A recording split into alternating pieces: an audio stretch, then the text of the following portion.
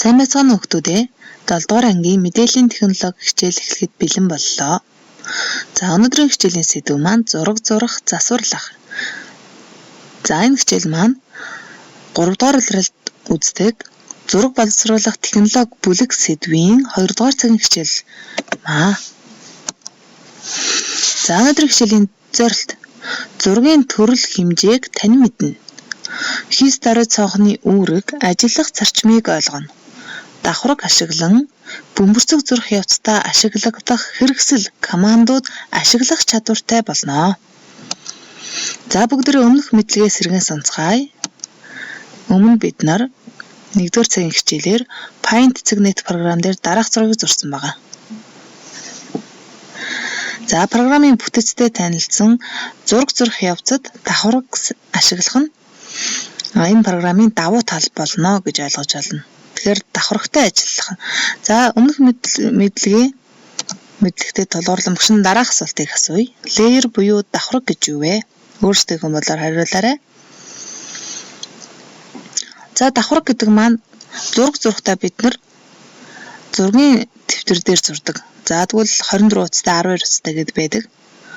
За энэ бол цагаан өнгөтэй байдаг. За тэгвэл програм дээр зурхтаа давхаргыг өнгөгүй тунгалаг цаасаар төсөөлж бодох нь. За ингээд зураг зурх явцад бүрэлдэхүүн ойлгомжтой болох байхаа. За бүгдээрээ эхлээд зургийн төрөлтэй танилцъя. За дараах хадгалсан файл маань нэг зургийг 2 төрлөөр хадгалсан байгаа. Type буюу төрөл. За тэгвэл ялгаатай тал нь гэвэл Paint.net. За 332 KB гэдэг хэмжээг нь заагдагсан байна. Хэмжээ нь харагдаж байна. JPEG гэсэн төрлөөр байна. Энэ 49 KB. Яагаад ийм хэмжээний хувьд ялгаатай байна вэ? За бүгдээр дараах зураг руугаа ороод үзье.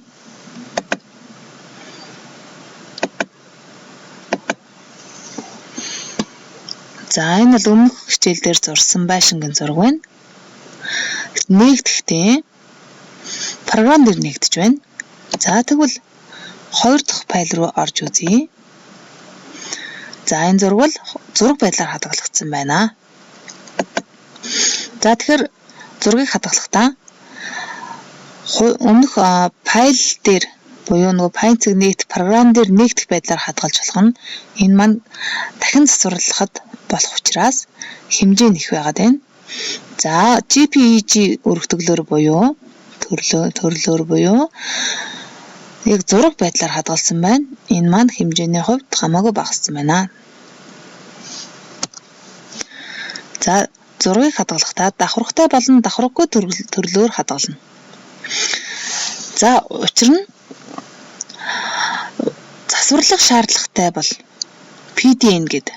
За нөгөө Paint.net програм дээр хадгалагдсан байсан. Энэ бол PDN өргөтгөл байх нь зурж дууссаныхаа дараа төгсгөлд нь JPEG гэсэн өргөтгөлөөр хадгалахад зураг эцсийн байдлаар бэлэн болж харагдах нэ. За зургийн их дэвсгэр буюу background давхаргад өөрчлөлт засвар хийж болохгүй байх нэ. Тэгэхээр бид програмаа нээхэд background гэд их дэвсгэр заавал байж ах хэрэгтэй байх нь энэ дээр засвар хийж болохгүй. За бүгдээрээ ашиглагдах командуудыг дэвтэртээ тэмдэглээд аваарай. Өнөөдрийн хичээл дээр эдгээр командууд маань ашиглагдана. За өнөөдрийн хичээлээр бид нар дасгал ажил бөмбөрцөг зурнаа. За энэ бөмбөрцөгийг зурхад хичээлийн төгсгөлд Paint.net програм дээр 9 давхарг үснэ. За одоо бүгдээрээ програмаа нээгээд бөмбөрцгөө зуръя. Дагаа тэгэр өгтүүдээ. За background буюу дэвсгэр өнгө маань хэвэр юм байна. За тэгээд давхарг бүр дээр нэр өгөөд за хичээлийн төгсгөлд ийм 9 давхарг үссэн байна. За бүгдээрээ эхлээд шинэ хуудасаа нээн.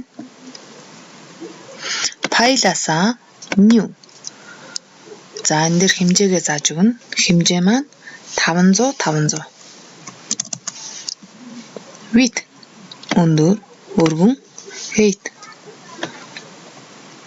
өндөр.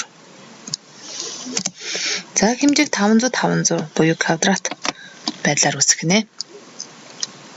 За хуудас маань шинэ хуудас үүссэн маань дээр харагдаж байна. Хууч хуудас руу орохын тулд ингээд сонголтоо гэдээ орчно.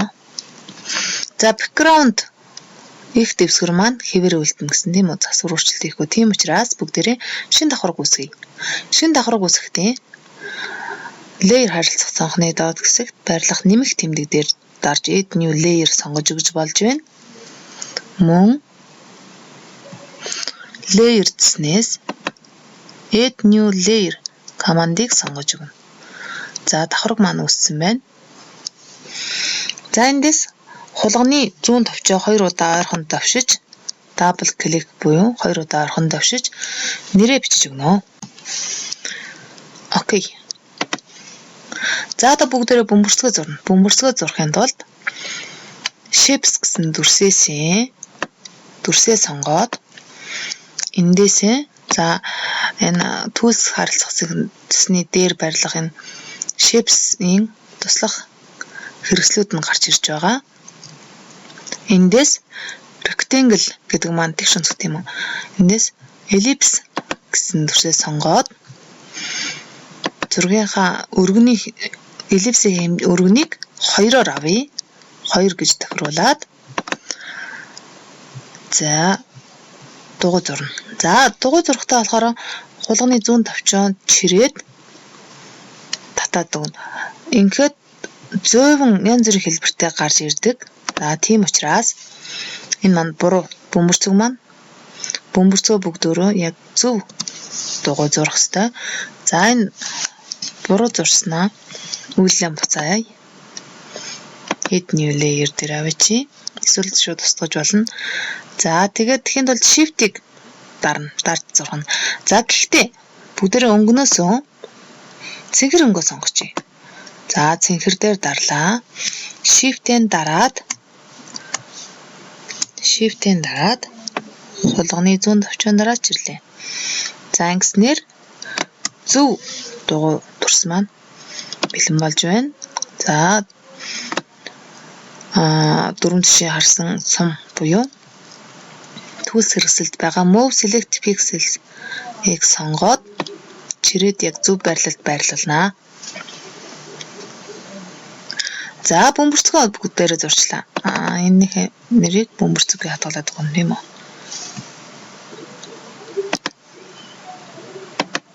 За одоо бүгдээрээ шугам зурна. Шугам зурхын тулд line curve гэдэг. За эндээсээ шулуун шугамаа сонгоод мөн адил shift-ийг дараатай зурна. За одоо шугам гэсэн давхаргаа үсгэн layers-ээс add new layer. За энэ дээрээ шугам гэдгээ сонгож авлаа. Давхаргаа үсгэлээ, нэрээ бичлээ. Окей. За эндээс бас зөв шулуун шугам татахын тулд shift-ийг дараад яг голлуулж байгаад шулуунаа татна.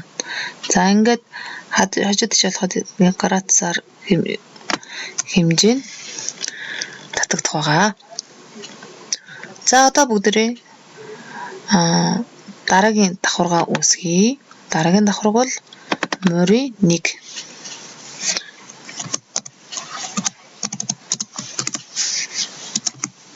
Окей. За энэ аваас шулуунаа татлаа. Яг давхарга дээрээ зурга яг юугаа зурна. Давхарлаа зурна. За энэ маань арай морой болсон учраас дотоод дарахад ийм алдаа гардаг. Shift-ийн дарлаа. За одоо морой болохын тулд энэ хоёр итгэвчж байгаа гасаа ингээд доош нь татаж чирлээ. За боллоо. За одоо бүгдээрээ морой нэгээ хувилна. Хувилна гэдэг маань copy paste буюу ахаад нэг хувь болгоно л гэсэн үг. За тэгэхээр морой гэдгээ итгэвчүүллээ. duplicate layer. Мөн layers-ээс duplicate layer-ыг сонгож болно. За мөрийн нэг маань 2 удаа үүссэн гэсэн үг. За move select pixel-ээс тэгжүүлээд ингээ 2 байна гэсэн үг болгоно. За энэ дээр нэрийг өөрчилж өгнө. Мөрийн 2. Окей. За одоо бүгдээ энийг доош нь харуулж байрлуулна. Ингээхийн тулд layers-ээс flip vertical гэдгээ сонгоод өгч гинэ. За ингээд зөв байрлуулчихна. За энэ байдлаар дээд хэсгийг буюу туйл хэсгийг бас зурвална. За одоо бүгдээрээ уртраг хэсгийг хий. Сая өргөрөг хэсгийг хийлээ. За уртраг хийхин тулд бөмбөрцгөө одоо ховлно. Бөмбөрцгөө идэвхжүүлээд duplicate layer. За одоо бөмбөрцөг маань ховлогдсон байгаа. Хажууд нь байрлуулж байгаад энэ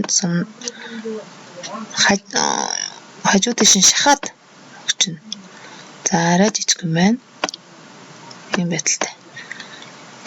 За хэн за энийг мөрий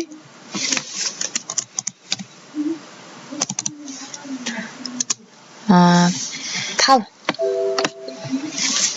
гэж үгүй. Мөрий 5 дээр яваа. За одоо энийг бас хувиллаа. Duplicate layer мөрий 6. Гэх байдлаар ингээд амар хялбар байдлаар яаж зурж болохоор тэр байдлаараа зурна.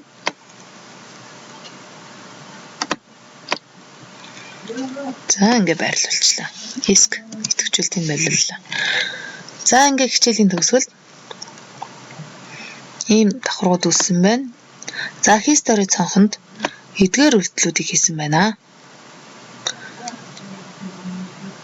За хэрвээ үйлдэлийн буцаахаар болвол эндээс ингээд сонгоод өгчнө. Аль хүртэл буцаах вэ гэдэг.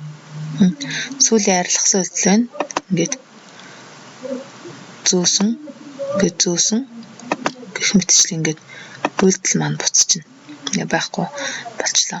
За одоо тэгвэл бүгд эргээд ингээ очих юм бол нөгөө хууч үйлдэл дээр очино. Энэ хүртэл ингээ хууч үйлдэл. За одоо энэ үйлдэл маань redo буюу эргээд уцаас үйлдэлээ сэргээх хэсэг байгаа. За тэгвэл хэрвээ эндээсээ дараагийн үйлдэлийг хийчих юм бол энэ үйлдэлүүдийг идэвхжүүлүүгээр дараагийн үйлдэлийг хийх юм бол эдгээр үйлдэл маань бүгд устдаг. За бүгдээрээ шалгаж үзье. Харандаага сонголоо. Зурлаа. За эдгээр сүүлийн энэ туйл хэсгийн юу маань өөрөөсөө харагдах юм болчлаа. За тэгэхээр энийг анхаарах нь буцаахтаа яг аль хүртэл буцаах уу, яг хэрэггүй гэсэн үйлдэлүүдээ буцаах хэрэгтэй байна. За нэг үйлдэл буцаалаа, энэ хэрэггүй. За сүүлийн морий 6 гэдэг дээр идэвхжүүлээд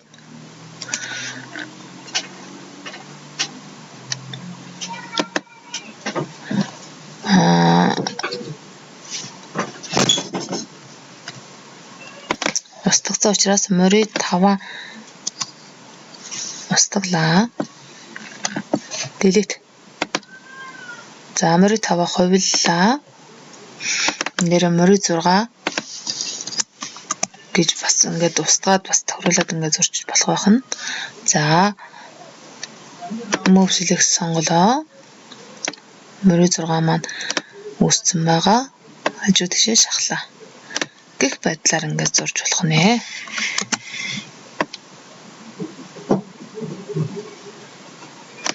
За одоо бүгдээрээ файлаа хадгалъя. Ингийн тулд файлаасаа save. За эндээс нэрээ өгнө. Бүгдээрээ бөмбөрцөг гэсэн нэр өглөө. Өөртөөгөө юу гэж нэр өгч болно. За бөмбөрцөг 6. За энэ бол өргөтгөл маань одоо энэ дээр гарч ирж байна. Save as type гэдэг өргөтгөлөөр хадгалах. Ийм олон өргөтгөл байгаа. Өнөөдрийн хичээлээр хадгалсан нь PDN гэдэг. Энэ бол эргээд програм дээр нээгдэх байдлаар буюу ахин засварлах боломжтой өргөдгөл байх нэ. За дэлгэцэн дээр хадгаллаа. Save. За одоо файлаасаа save as гэдэг. Зураг гэдгээд бичсэн байгаа. Эндээс JPEG гэдэг зураг байдлаар хадгалах өргөдгөлөө сонгоё. За окей, save. Окей. Платтерн. За одоо бүгдээрээ гараад Miro-га ороод үзье. За бөмбөрцөг зураг гэдгээ сонголоо. За энэ бол Paint цэгнийт програм дээр ашигласан маань энэ дээр засвар хийж болно. Засварлаж болдог учраас Paint Packet гэд дүүргэж бодох хэрэгслийг сонгоод үзье. Гэх мэтчлэн. За цэнхэр өнгө адилхан цэнхэр өнгө сонгосон учраас дүүргэж бодож байна. Гэх мэтчлэн ингээд засвар өөрчлөлт хийж болж байна. За дүнс save-ийг сонгочих. За хоёр дахь хадгалсан руу сонголоо. Бид нарын зурсан зураг маань зураг байдлаар болсон байна. За одоо бүгдээрээ гэрийн даалгавраа тэмдэглэж аваарай. Гэрийн даалгаварт сурах бичгийн хуудас 43, дасгал 1-2. За дасгал 1-ийн хувьд дандаа асуултанд хариулах даалгаврууд байгаа. За дасгал 2 хайрцаг бүтээгээд програм дээр ашиглах байгаа. Гэрээ компьютертэй бол зааврын дагуу дасгал даалгавраа хийж гүйцэтгээрэй өгтүүдээ. За анхаарал хандуулсанд баярлалаа.